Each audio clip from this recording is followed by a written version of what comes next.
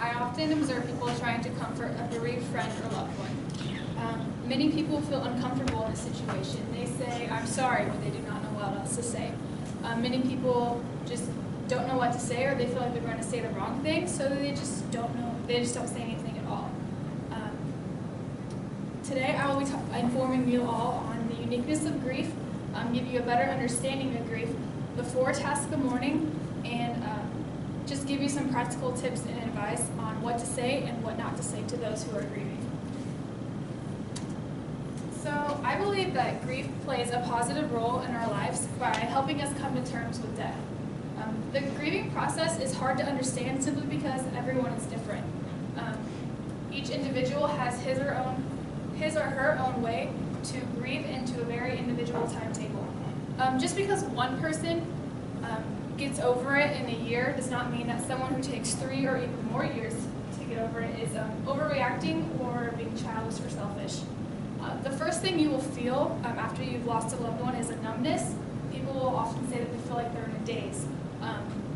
Soon after, or even at the same time, you will experience guilt, depression, even anger, and then later on you will feel a sense of denial, like, I cannot believe this is happening.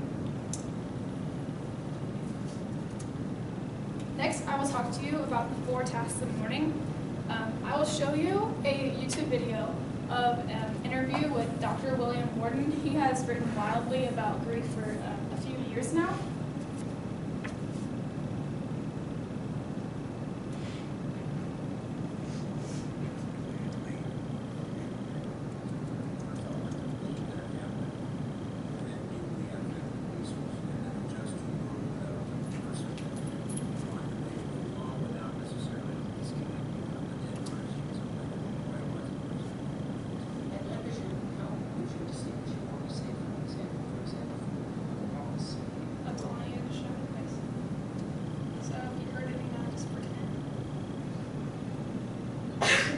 Okay, so the first thing he talked about was accepting the reality of the loss.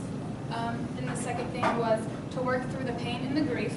The third thing was to adjust to an environment in which the loved one is missing. And the fourth one is to emotionally relocate the deceased and move on with your life.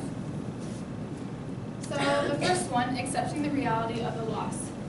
This means you get through the denial stage and you accept the reality of death. This task often takes time. You can't just get over it in one day. So traditional rituals such as funerals and memorial services can help you move on. It gives you a sense of closure. Working through the pain of grief. This is hard just because we don't like to see our loved ones suffer. Society also gives you that message that you don't need to grieve, you're just feeling sorry for yourself. But those who actually go through the grieving process are so much better off than those who just cut themselves off from their feelings. Adjusting to an environment in which the loved one is missing. It may take quite a while just to realize what life is like without the loved one. Often after someone dies, there's so much to do that it often doesn't sink in until 3 months afterwards. If it takes longer than 3 to 4 months to fill that void, you might want to get counseling. To emotionally relocate the deceased and move on with life. It doesn't mean that the mourner forgets about this person. It just means that you find a new emotional place for the deceased and allows you to go on with living without the loved one. So the best thing for you to do for your friends and family is to understand these processes, know that they take time, and just to offer your friendship. You should do your best to avoid cliches when talking to them.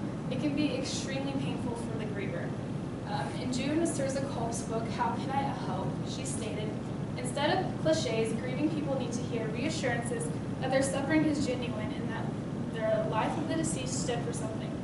So instead of saying, "Your loved one is better off," say, "Your loved one is no longer suffering, but I know you are." These are some things that I found on my funeral directing website. This is what you will say, and this is what the griever will typically hear. So something as simple as "they're no longer in pain" would translate to "you're being selfish for wishing they were still here." Another one would be "they're in a better place," and then what they would hear is "they're better off without you." did an interview with Kevin Stockham, who has been the funeral director for over 30 years. And I asked him a simple question. What are some common mistakes that people make helping the bereaved?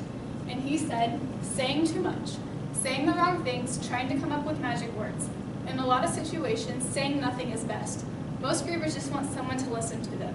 I've had so many people come in just to talk. Often I get thank yous for helping them feel better when all I did was just sit there and listen. The worst thing you could say is, I know how you feel. So don't feel like you have to come up with the magic words when talking to them. Don't worry about being wrong.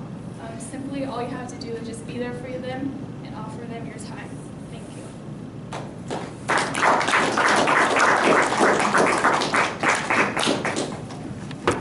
Alrighty.